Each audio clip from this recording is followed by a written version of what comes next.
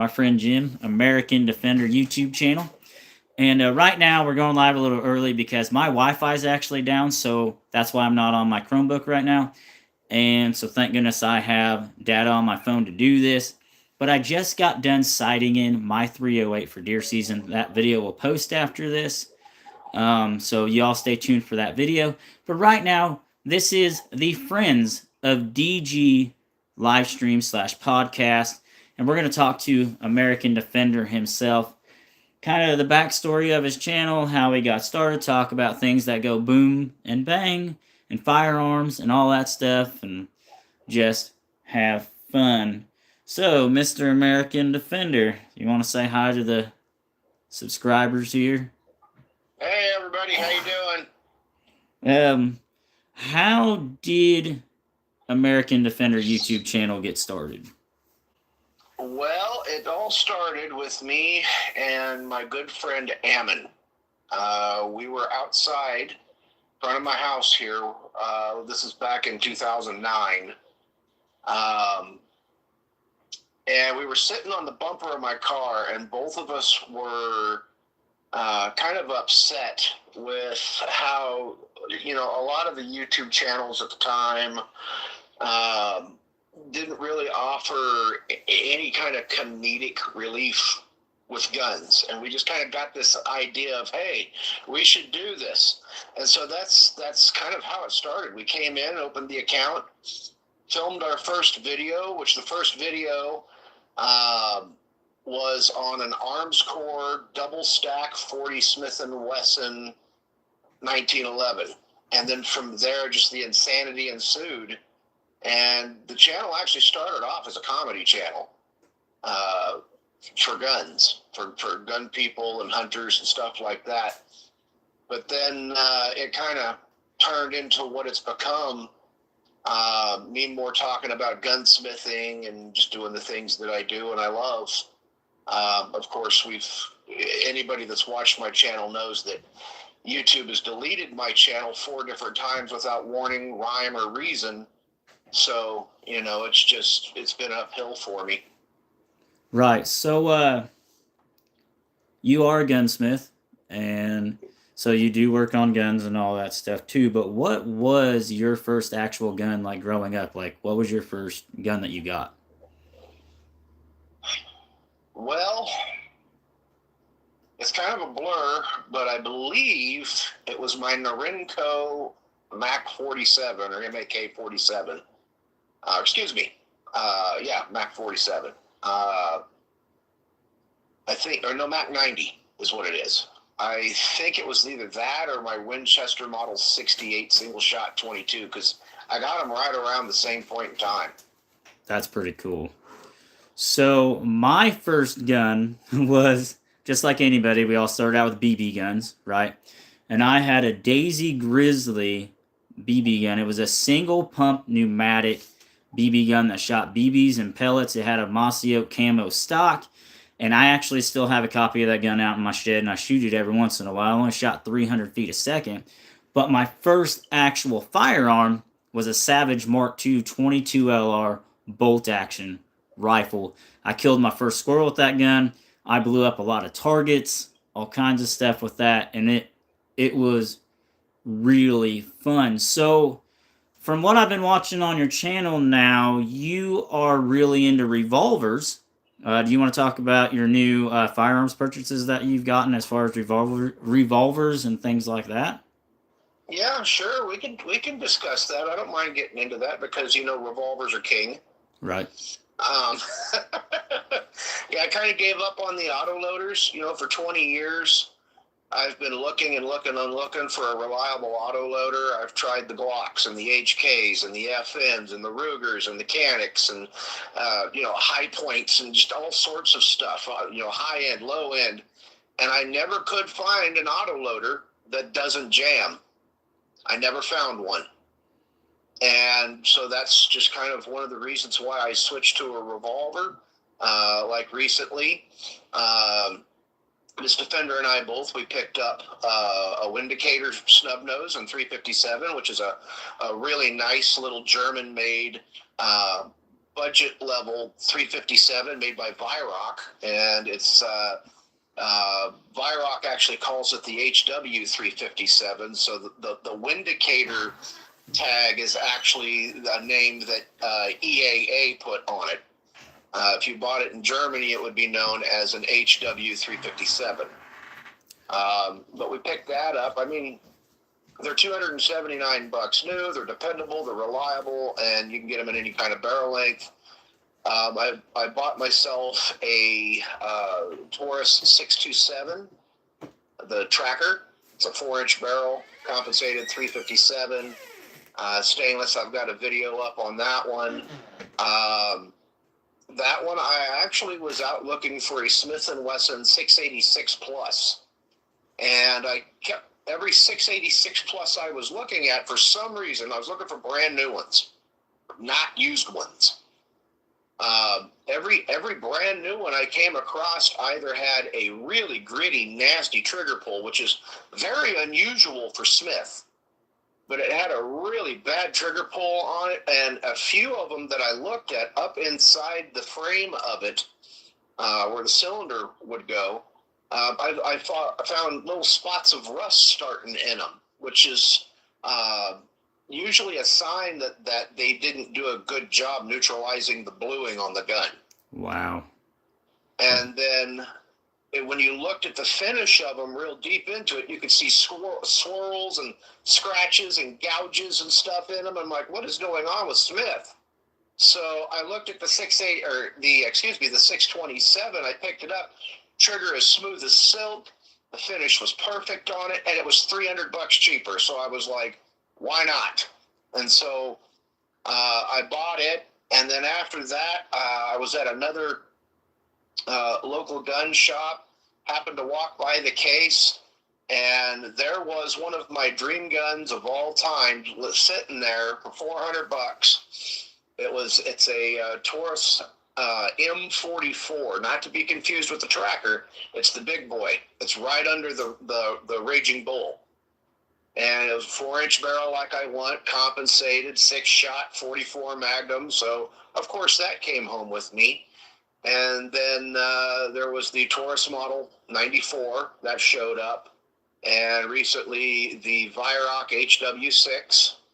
That was another one that I picked up. And I just did a video on that one, I think yesterday or the day before. And it's the only video ever put up on YouTube on that particular revolver. I'm kind of known for that, doing firsts for videos or detailed videos or doing things that other people don't do. But as far as revolvers go, I believe that's it right now. But the collection is going to continue to grow, because I am right now, I'm on the hunt for a Smith & Wesson 642. That's cool. So one of my subscribers, Escaping the Suburb, has a question. I already know the answer to this because me and American Defender talk almost every single day. That's why I'm calling this live stream Friends of DG. I've got other ones of my friends that I talk to every single day ready to do possible live streams here in the future. But his question was, for my guest, 357 or 44? Oh, man, you know what? It depends. What are we going to use it for? Self-defense? Bear defense? I mean, I know the kind of general consensus from the public and the so-called experts would say never carry a 44, but I'm going to disagree with them, because it's all about power. It's all about grain weight. It's all about, that one-shot stop. And a 44 Magnum has a 96% rating for a one-shot stop. So personally, myself, if you can handle the recoil of a 44 Magnum, I would go 44 Magnum. And then again, you can always carry 44 Special. But the 357 too is a very good choice. It's always been a good choice. And its success rate at one-shot stops is about the same. So it just depends upon the recoil and what you're looking for and the size of the handgun. 44 mag, generally speaking, unless you go with the 5-shot tracker model from Taurus, is going to be a bigger, heavier gun. And so that's something that you're going to want to take into consideration when you're making your choice. Do you want to be lugging around a 2.5 pound, 3 pound revolver, or do you want something lighter weight? Now, I carry all three of them randomly at different points in time, so I'm used to it. But yeah, it's a hard choice for me, but I'm going to lean 44 mag. So he said the answer is both, and I kind of smiled when I said that. But I also know that you are a big fan of the 357. But at the same exact time, his comment underneath that question was that he said he would like to find a 696, and I know you mentioned that earlier when you were talking about a 696. But why do you like the 357 Magnum so much in revolver? Just the history behind it, the versatility of it. The price was, that's another bonus to 357, is it's more affordable than 44 mag, typically. And then you can, with a 357 revolver, of course, you can go to 38 special, which is way cheaper than 357. 38 special is like case in point. I'm going to be making this in a future video. I have a box of Remington 110 grain HTP sitting here. I paid $21 for them. I also have a box of Hornady American Gunner 357s. Those were $34. So there's like a $13, $14 difference sitting there in between the two of them. But 357, it's just ballistically, it's damn near perfect. It's just damn near perfect. Grain weights, versatility of it. I mean, the 9mm guys out there, if you're used to my channel, then you know I'm about to harp on them, because I think a lot of them are just, overhyped. I think 9mm is an overhyped round. But, you look at 357, you can go clear down to like 70-something grains for some of the ammo that's out there, and all the way up to like 200, 220 grains when you want to get into stuff like Buffalo Bore and Grizzly and Double Tap and some of the Corbon offerings. I mean, it's so versatile, and there's a reason it is the most popular round in a revolver ever in history, because it just flat out works. So the next question. So I know you do reloading, and he asked if he reloads his wheel guns. So the question is, yes, you do reload. Yes, I do. And also, he said, history is a great answer. Elmer Keith was a legend. Now, I'm not familiar with who Elmer Keith is. Do you know who Elmer Keith is? Oh, yeah. Yeah, Elmer Keith. I mean, I've got his book here. Hell, I Was There. What? That's the name of the book. Oh, and okay. Elmer Keith is the guy that came up with the 357. I believe he was responsible for the 41 Magnum and the 44 Magnum. He almost would have been the guy that would have come up with what we call today the 454 Casull, because Elmer Keith was originally messing around with 45 long Colt, but kept blowing up his Peacemakers and his Smith & Wessons, and so he went down to a 44 cal and started loading 44 special kind of hot, because the cylinders on those particular revolvers were a little thicker and could handle a little bit more pressure. So yeah, and he was incredibly precise with a handgun. There's stories and documentation of him shooting deer and wildlife out to 300 yards with a 4-inch revolver. Wow. That is crazy. Yeah, Elmer Keith is a legend. I'm not much of a pistol guy. I mean, I have a few shotguns. We'll talk about what firearms I have, and I'll list them off. But the only revolver I've owned is the Heritage Rough Rider in 22 LR. But I did buy the 22 Magnum cylinder. Right now it's in pieces. That's why you guys haven't seen me shoot it.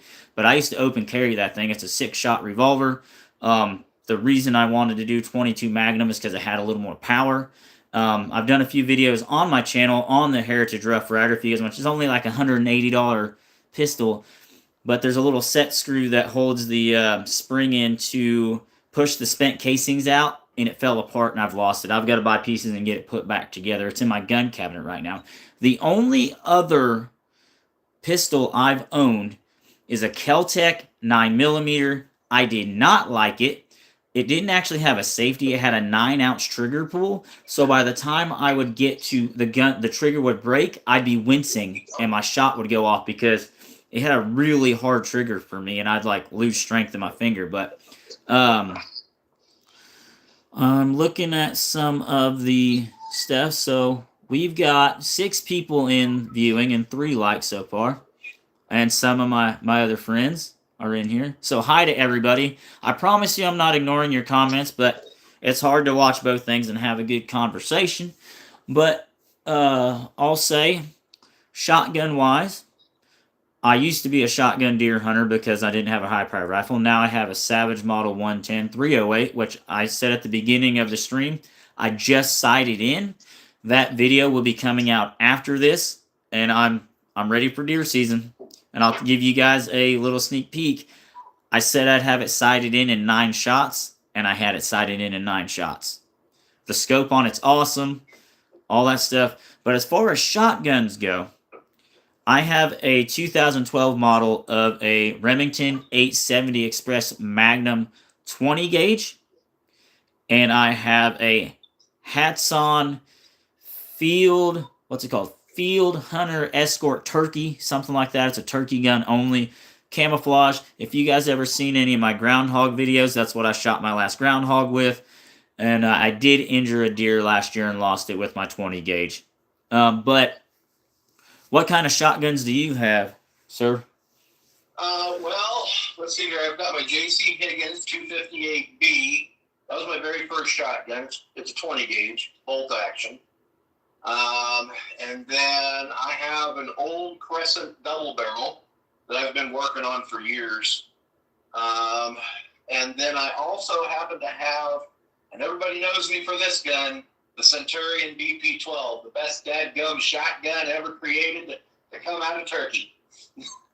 Yep, and I've used some Turkish shotguns too, and they're really not bad. Like the Field Haskort, the Hatson, that is a Yep. Turkish-made shotgun, and the reason I went with that, number one, was like $230, and I got a really decent, camo finish, turkey guns with open sights and rear sights, fiber optics, and that thing's dead on with some Hornady Coyote loads, buckshot. But at the same exact time, my 25 caliber break barrel air rifle is Hatson, and I fully believe in Hatson as a company. I mean, one's Hatson USA, which is where the shotgun is made from, or marketed through. But as far as air guns go, I love my air rifles. I have quite a few. I've done a lot of squirrel hunting with them and rabbit hunting, and you have quite a few air guns too. And the reason I like air guns is because in certain situations when I'm hunting, it's like I don't want to be loud, right? Yep. And yep, and like they even make air rifles that are air shotguns that you can legally deer hunt with in the state of Indiana. And here's how that works. In the state of Indiana, you have to have at least a 50 caliber air rifle, okay, which and it has to shoot at least 400 foot-pounds. So, but they get kind of expensive, and I'm used to shooting, $125 air guns. I like my air guns cheap. I do have one PCP air rifle, and I'd like to thank Brian from Our Ranch Air Gun Fun channel, another one of my friends that may be on a future Friends of DG podcast live stream here. And but he got me the Crossman 1322, which is a super budget PCP air rifle. PCP stands for pre-charged pneumatic, so you have an air pump or an air compressor to fill the tank up, and it's only 2,000 bars, so it's super easy for someone like me to pump up and shoot. But some of the other questions some of my subscribers here have asked, where are you from? Do you care if I tell them where you're from? Oh, no, I'm from Arizona. And then they ask, do you watch other gun YouTubers like Kentucky Ballistics? I watch Kentucky Ballistics all the time. I like Scott's humor and the eggplants and it's watermelon time and all that kind of stuff. And if there's a gun tuber, I probably watched it. And but I met him because I'm an American Defender here. Because I had a Chinese B3-1 air rifle, super cheap, $70, but in 22 caliber like I had, it only shoots 500 feet a second, which is super slow. Yeah, yeah. You can't. So here's the rule with air rifles. If you're gonna squirrel hunt with an air rifle, you do not want to go under. Okay, in 22 caliber, you do not want to go under 600 feet a second, right out of the box. Now, Correct. with 25 caliber, you can go to like 400, 450 because it's a bigger projectile, which means you're going to have more momentum on target, like hitting power with that. And I've killed a squirrel with my 25 caliber. I've killed some chipmunks with my air rifles. But my first PCP was really sweet, and I thank Brian for that all the time. So you want to talk about some kind of air rifles you have? I guess we'll go that route. Well, yeah, sure. We could talk air guns. Well, I am a huge fan of the LCS Air Arms SK-19. Sweet. I'm actually staring at mine right now. I've had that thing for a long time. I will admit the drama that happened over the LCS Air Arms and a certain air gun company in a particular state in which I live, how they ripped off that company is part of the reason why I kind of stopped doing air gun videos, because I just got tired of all the drama of the air gun industry from the industry side of things. But I digress.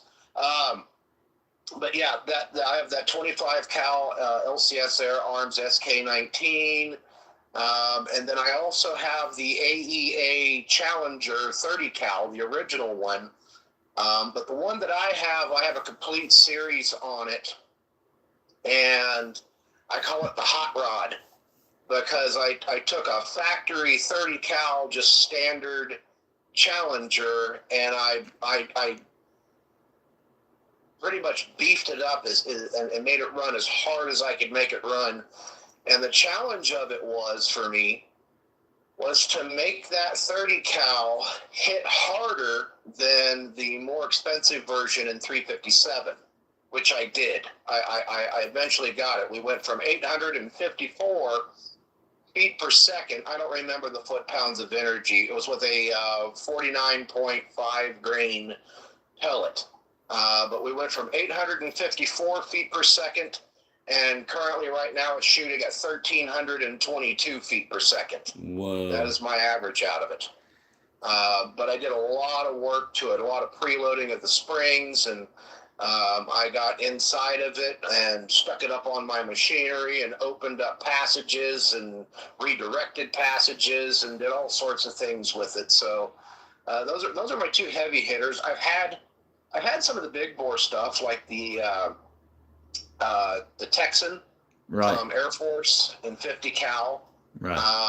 I've had the AEA Zeus. I've got a video up on both of those. And then I've got, my Hatsons. Like you, I like my Hatsons. So I have their 22 cal. The name of it is escaping me right now, but the 22 cal PCP. I have that, and then I have the Vortex Edge brake barrel in 25 cal. And I've got about, another 20 others that if I just keep going here, it's going to drag this out. So, but those are kind of the ones that I like a lot, that I shoot a lot. So someone said we are not allowed pump or semi shotguns here in Australia. JT Fishing, that, the reason I got into air guns is because when I started this YouTube channel, I lived in town and I couldn't shoot my actual firearms. I had to drive about 15 minutes down the road to mom and dad's to shoot shotguns or make firearm videos. So air guns became a way for me to get trigger time and practice. But here's the thing about air guns. They can get expensive just like anything else. You can buy a $150 brake barrel air rifle and be fine, .177 caliber, 22 caliber, 25 caliber. But they can get really, really expensive. And a lot of people mod them out and make them do all kinds of stuff. But if you're looking for a way to shoot And it's actually cheaper because you can go to Walmart or some sporting goods store and buy a tin of 500 rounds of 22 caliber pellets for $14, and it's still cheaper than basic 22 LR ammo for 500 rounds. You're looking at $20 to $25 a box on a cheap end, just straight out, right? And it's like, Yep. and I like my air rifles and stuff like that. So Yeah, that's a bum rap they got there in Australia, where they have to have, because I know they can't have the pumps or the semi-autos. It has to be. Single shot or double barrel? It's not like, well, it's basically single shot, but you have to manually eject and load with it, from what I understand. So you can't even put a plug in that shotgun and it'll be okay. Yeah, it's kind of a pain in the butt, and I feel for my brothers down under. Right, Crocodile Dundee over there. Okay, so we're gonna switch topics here. We've been talking about firearms forever, but if you guys didn't know this, Jim here from the American Defender channel is the one that helps me do my intro songs for my YouTube channel. He loves music. He can play guitar like nobody I've ever heard. He's really good at it. He has a whole closet full of guitars. I talk to this man almost every single day. Like, he's one of my good friends, and I have about three other people that I call constantly, and I don't really have any guy friends around me. So these are the dudes that I call and talk about air guns, firearms, archery, all kinds of stuff. And he is the reason why I got the 308. And and I blame him for getting a 308.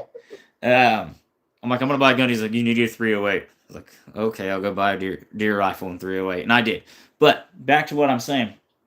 He writes his own music on the American Defender YouTube channel. He sounds like a good influence. He's a great guy. He is into conspiracy theories. He is into politics. That's a lot on his channel. I don't dive into that stuff as much as he is because I don't personally understand politics all that well. But the music, the original theme song for this channel was Meet Me in the Outdoors. And I wrote that and then sent him the lyrics. And how did you end up putting the background music and all that kind of stuff in there? Well, like you said, you messaged me and you said, hey, I was wondering if you could do this for me, and here's the lyrics, and this is what I wanted to say. And so what I did is I use a program called Suno. It is AI music, and I know there's a little bit of resistance to that, but maybe we can get into that resistance to it and why it might be silly a little bit later. But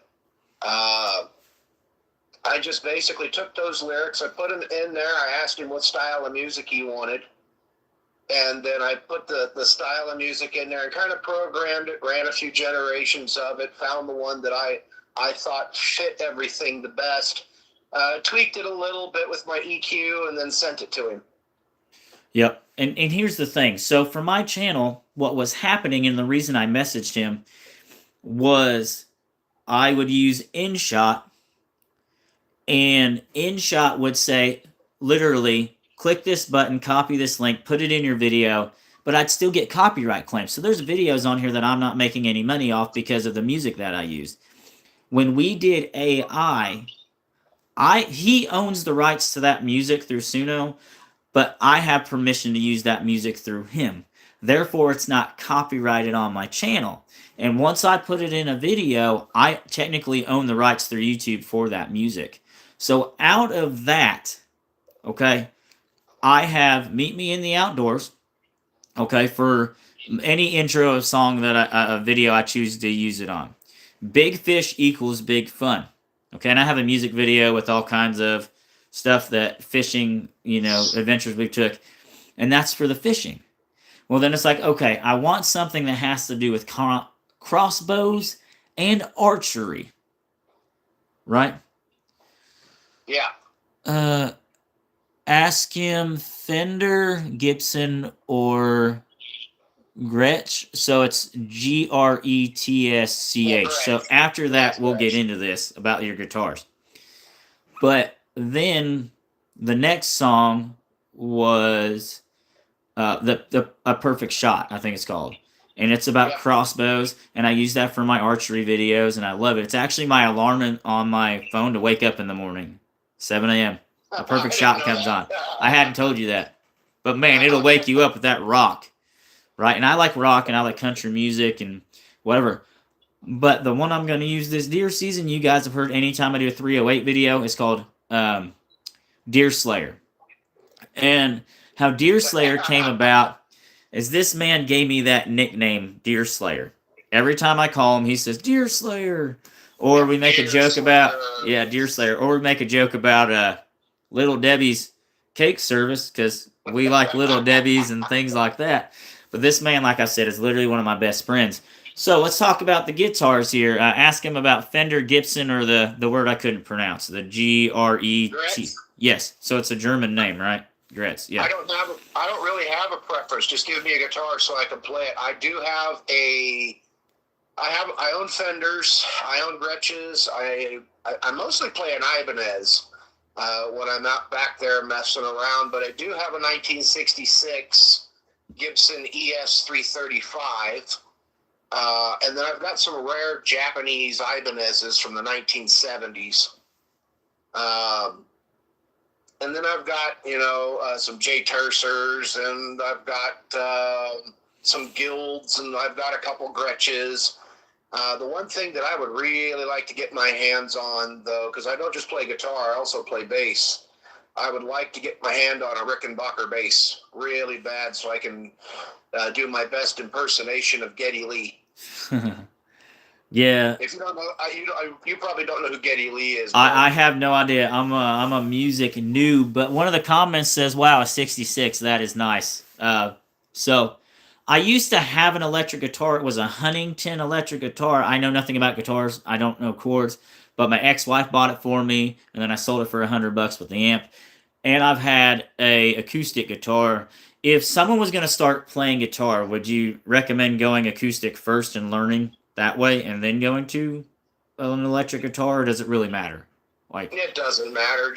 I would, in this day and age, I would actually say just go buy an electric because the string tension on an electric is less than that of an acoustic. If you are going to go acoustic, then you might try nylon guitars. But the problem I've always had with nylon guitars is the neck is just so wide and so thick.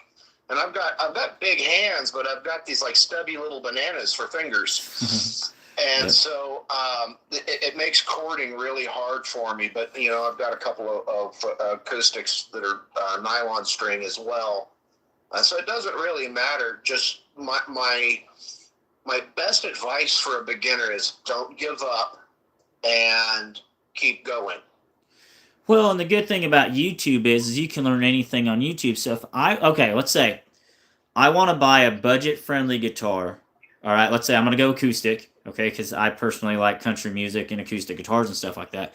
But if I was going to go buy a guitar tomorrow, where would you lead me to purchase, like brand or style or whatever? What is a good basic beginner's guitar brand, or however you want to say that? Well, if it were me, I would first off tell you don't buy something brand new. Okay, used pawn shop, right? Yeah, jump on a pawn shop. Pawn shops are great. Usually you can haggle a pawn shop down. I actually have a guitar sitting in here. It's an Abel, an Arbor. And I haggled at a pawn shop, and I ended up getting the thing for like $35. And it had all these signatures on the front of it. And they didn't know who it was. And I kind of recognized them, and I came home, and it turns out the guitar is autographed by the entire band of Slaughter from the 1980s. That's cool.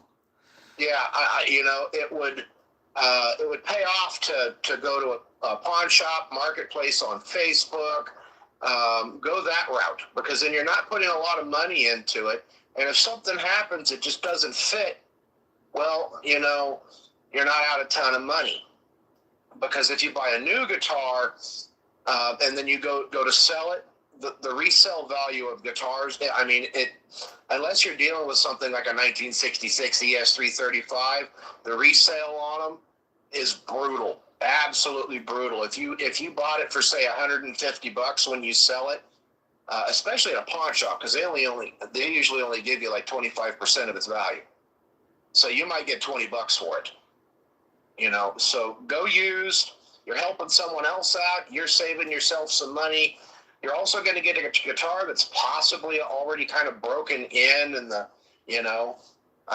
but that's the way I would go. And between electric and acoustic, it doesn't really matter. A good choice that I would say for a beginner for an electric would be the Squire Stratocaster.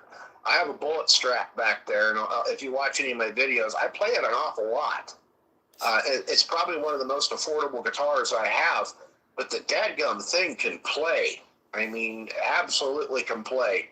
That's crazy, because literally I'm looking at the comments here, and someone said pawn shop. Well, Savage Air Guns. Hey, Savage. Said pawn shop Fender Stratocaster, and you were just talking about a Stratocaster. And then they said that someone said, Daniel, make me a mod so I can deal with a dummy for you. Give me 2 seconds, and I will. Let's see if I can do this here. Click on him. Add as a moderator. Both. You got another bottom dweller in the comments, huh? Yeah, someone said channel reviewer. I just kind of ignored whatever was going on, but I kind of want to keep on we're doing real good about staying on topic here, and everything, and music. But you also play drums. I've never gotten into that. I'm more of a singer karaoke bar guy. Like, I'm really good. I've took second in almost any karaoke contest I've done, and I'm a huge Garth Brooks fan. So Tomorrow Never Comes and The Dance are probably my two favorite ones to sing. But I've just never been real big into that drums and music and playing music. I played Hot Cross Buns on the recorder. That's about as far as I've gotten, and I'm pretty good at it. We should do a metal version. Dude, that'd be fun. But my question is, what kind of drum set do you have? I have just a cheap, I can't even say the brand of it, Alexis, something like that V drum set in the back there. They're electric drums. After my accident in 2021, though, my ability to use a regular drum set, the kick pedal with your foot, I have a hard time with that now. So unfortunately, it just sits there and collects dust, and I've gone over to the evil side, and I've started using pre-programmed drums. Please don't shoot me. I'm not going to. You're my good. You do what you got to do, But another thing, and we've kind of dove into this personally because we're both, I'm a Christian, you're a Christian. We've talked biblical, and we're both kind of on the same page. And I'm not going to drop into that in this specific podcast, but I just want people to know that this man can talk Bible, and so can I. And I don't want to push religion down anybody's throat. The way I say Jesus loves you, y'all remember, like, comment, subscribe. Remember to push. Pray until something happens. I'm going to tell you guys why I started doing that and the background story to Jesus loves you and all that stuff. August of 2019, I started this channel. What was going on in August of 2019? COVID. And I felt like I needed to tell everybody that Jesus loved them. The world was going to heck. We didn't know what was going on. And I just felt like I needed to put some faith in people's lives. And the Bible says, if you're ashamed of me before men, I will be ashamed of you before my Father. Therefore, I've got to talk about my faith, and I've got to, put it out there that I am and what I believe in. But at the same exact time, it's like, that's how I decided to put Christ in my videos, but I'm not going to shove it down people's throats. If you don't like my channel and you don't want to watch it, or you don't have the same beliefs in me, that's fine. But the push, pray until something happens, how that got started was literally, I was on Facebook. Okay, and I'm going to tell you guys some insights here on some of my videos. I was on Facebook, and it came up, push. Pray until something happens. And so I started adding that to my outro, and it kind of stuck. Again, I'm not shoving my religious beliefs down people's throats, but I'm like, hey, this is what I believe. This is me. My God-given American right, whatever. But what you guys don't understand is the power of prayer in my videos. Okay? I would pray, and I would catch fish. Like last year. You guys, I'd pray in my videos. Boom, I'd catch fish after fish on all these videos. And so I've said prayers in every single one of my videos, and I started doing Bible verses that are related to my videos and all that kind of stuff. But that's just me. That's how I run my channel. That's how I do my things. But I talk about Jesus and God with this guy all the time. And so we have a veteran here in the chat. Savage Air Guns was... Awesome. Thank you for your service. Yes, sir. So, my brother was in the Marine Corps. My little brother, Andrew. My stepdad was in the Air Force and Air National Guard from 94 to 2009. And so now my brother just got a job as a sheriff's deputy, and he's going to be going to the police academy in January. You were on the sheriff's department too. So, and I'm a volunteer fireman. I You was. Yes, you were. That's what I said. So, some kind of way, we're helping protect our cities and our country. So, even if you weren't in the military, if you're any red line, blue line, black line, I want to say thank you to all the service people out there, not just the military people, for Veterans Day being yesterday. Yes, sir. So, yeah. And you kind of get into some...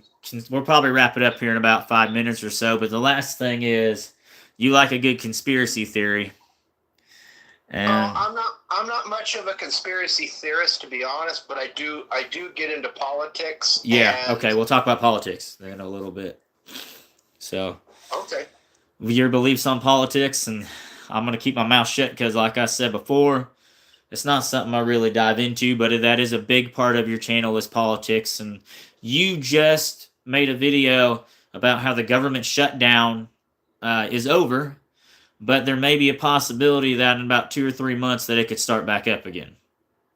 Yeah, I think it's going to come back again. And I'm basing all of that just off of patterns of just how the Democrats treat Trump. Right. It seems like the Democrat Party right now, with the exception of John Fetterman, for whatever reason, they have lost their absolute minds. And this shutdown, the one thing I said in my video that people need to remember, and this is one thing about my videos, I don't beat around the bush, so to speak.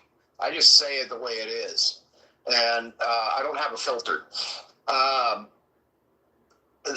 The entire shutdown, the takeaway from it is that Democrats were willing to starve you and your children in order to try to do some kind of harm to Donald Trump and to push their ideologies down everybody's throats. And that should piss everybody off, regardless if you're a Democrat, a Republican, an independent, a libertarian. It's not even a political thing, really. It should just absolutely irritate you and just annoy you to the point where you're like, I'm not going to support you anymore, because they were willing to starve you to get their way. They were willing to starve their own constituency and cause harm and let babies and children starve and federal workers and air traffic controllers and I have a friend, we call him Broseph on the channel. He's in the National Guard. He didn't get paid for an entire month, and now he's behind on his mortgage because of this crap. And this thing's been happening for a long time. They did it in the 90s. I guess this one was the longest one they've ever had. Yeah, it's the longest one in history, 41 days. Right. Man, people aren't getting their disability checks or their food stamps and all that stuff. Like, it's just... Yeah, it's a lot. But But we are probably going to close this live stream down. I will say, if you guys want to check out the American Defender YouTube channel, go over there and subscribe to my friend Jim. I tried really hard to make this podcast live stream about him. And y'all, the one thing his icon says on his channel is baptized by recoil, and I absolutely agree with that. And I got some recoil earlier. 308's not so bad. But I think we've talked about everything we wanted to talk about. And escaping the suburbs, you just gained a new subscriber over on your channel. Thank you. And the man loves his boom booms. He loves politics. He loves being an American. And yeah, I do all the stuff, that the guys our age used to do. I also do auto mechanics and motorcycle stuff and fishing and boats and repairing this and that, and just, I'm into a little bit of everything. Right. And that's kind of where we, the fishing thing too. We love fishing. Oh yeah. Both of us love talking fishing. Here for a while, we were going to trade baits back and forth and do a fishing challenge with it. It just kind of didn't happen. Yeah, but it fizzled. I wanted to start that tackle train where we had a box. I remember me calling you about the idea. Yeah. Where we had the box and we just put some tackle in it and ship it to the next person, and they could take a couple things out, put a couple more things back in, ship it to the next person, and just let it run all around the country. And I was going to call it the tackle train. So sorry to cut you off, but my friend Scott from the Escaping the Suburbs channel just posted your link on the live stream so people can click on it and go over and check out your channel. So thank you, Awesome. Scott. Thank you so much. Yeah, so back to the fishing thing. All right, we'll talk a couple more minutes here, but your favorite kind of fishing is catfishing.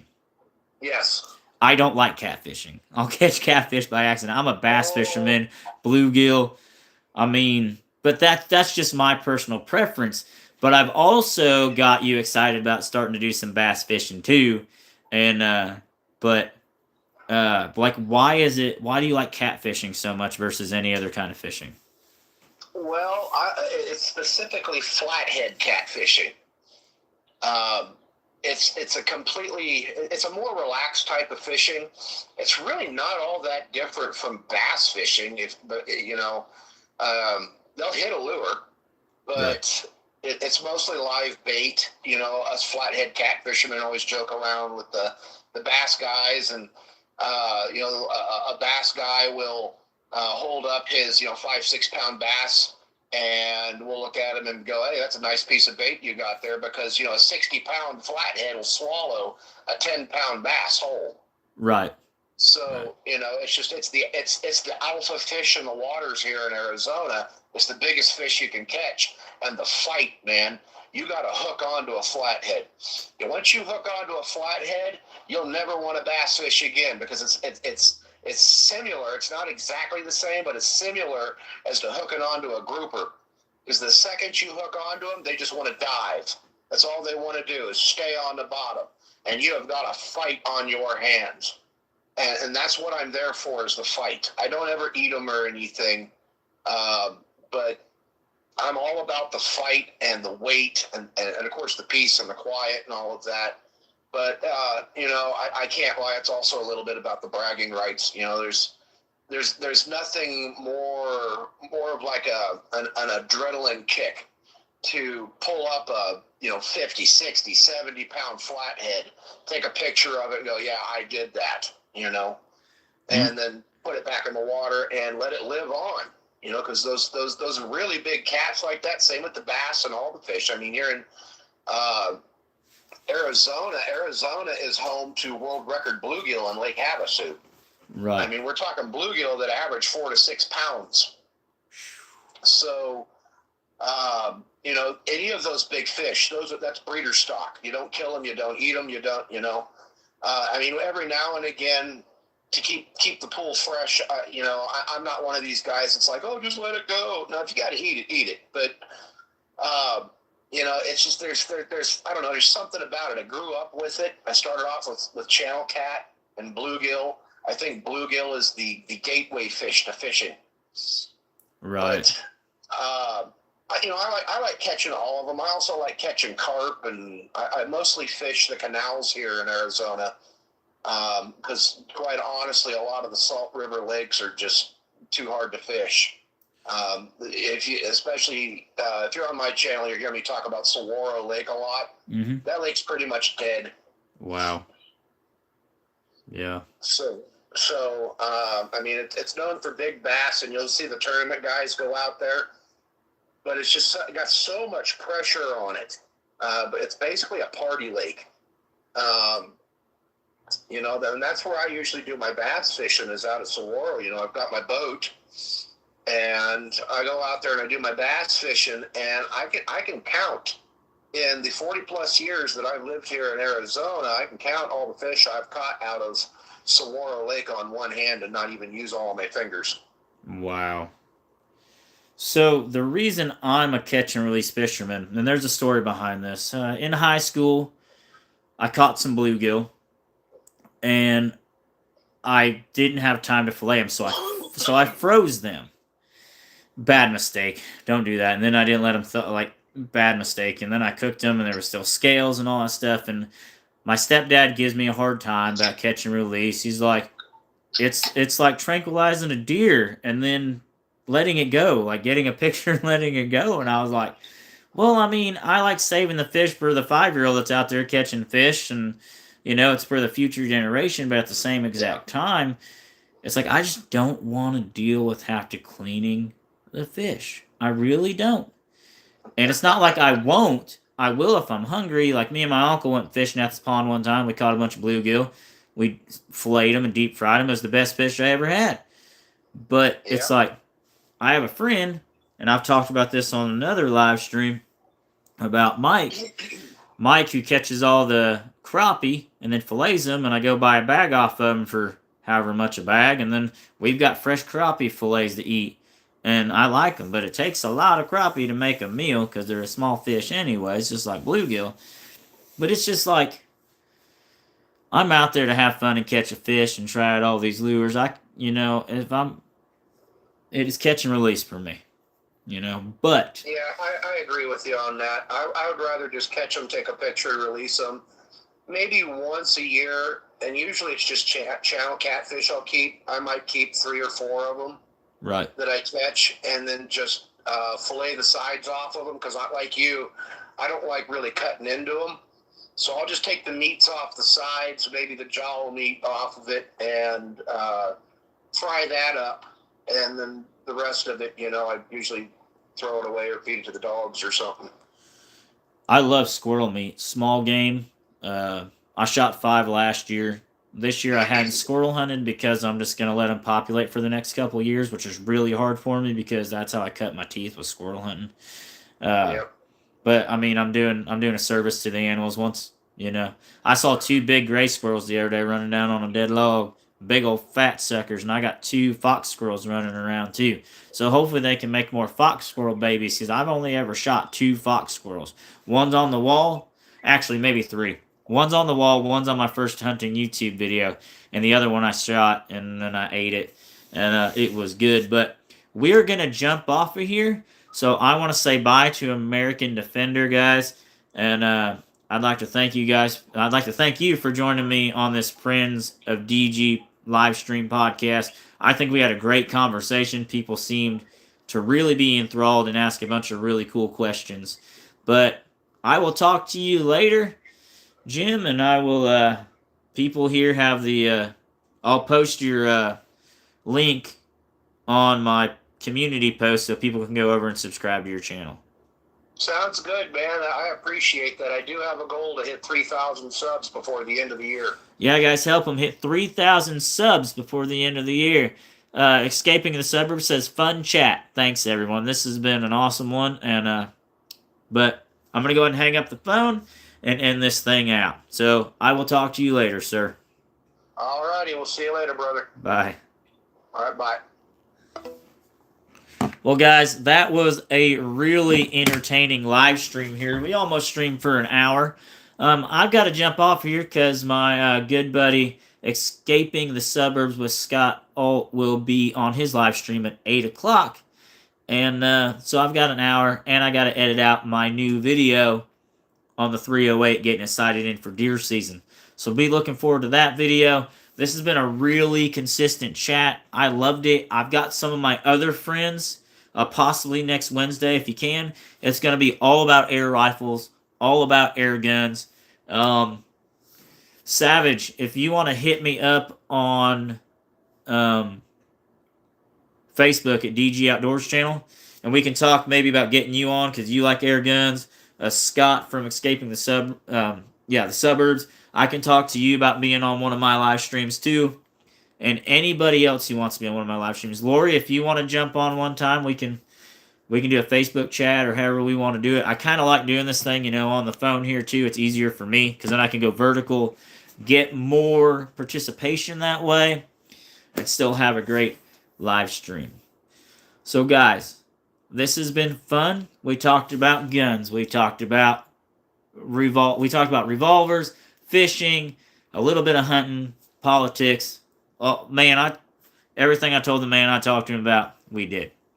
So guys, thanks for watching, and I'll see you guys later.